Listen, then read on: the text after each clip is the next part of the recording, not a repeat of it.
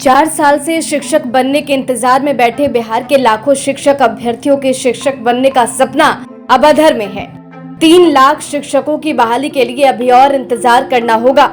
सरकार ने पहले स्पष्ट कर दिया था कि 7वें फेज की शिक्षक बहाली इस बार नए तरीके से होनी है।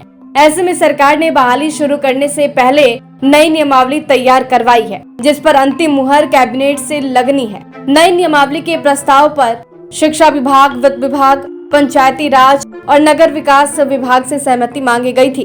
विभागों की सहमति भी मिल गई, लेकिन बजट सत्र के दौरान बुलाई गई कैबिनेट की आपात बैठक में इस बात पर चर्चा नहीं हुई। पिछले 1 महीने से बिहार में 7वें चरण की शिक्षक नियुक्ति की नियमावली पास कराने की घोषणा कर रहे शिक्षा मंत्री चंद्रशेखर का दावा फिर से गलत साबित हुआ।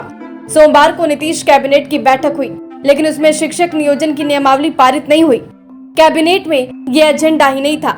राज्य कैबिनेट ने सूबे में कनीय अभियंताओं की नियुक्ति का फॉर्मूला तय कर दिया। उसके साथ ही दरभंगा में एम्स की स्थापना समेत कई और फैसले लिए गए, लेकिन उसमें शिक्षक बहाली का मुद्दा नहीं शामिल था। बजट सत्र के दौरान बुलाई गई कैबिनेट की बैठक में कुल 16 एजेंडों पर मुहर लगी, लेकिन नई नियमावली की चर्चा तक नहीं हुई। अब शिक्षक अभ्यर्थियों ने न सिर्फ नाराजगी जाहिर की, बल्कि उन्होंने होली के बाद आर पार की लड़ाई यानी कि जोरदार आंदोलन का भी ऐलान कर दिया।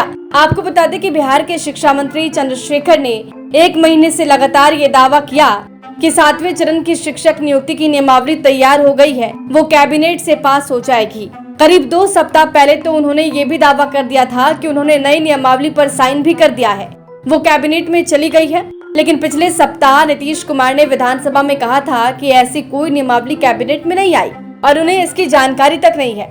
नीतीश ने शिक्षा मंत्री को भी अपने बड़बोलेपन पर ब्रेक लगाने की सलाह दे दी थी।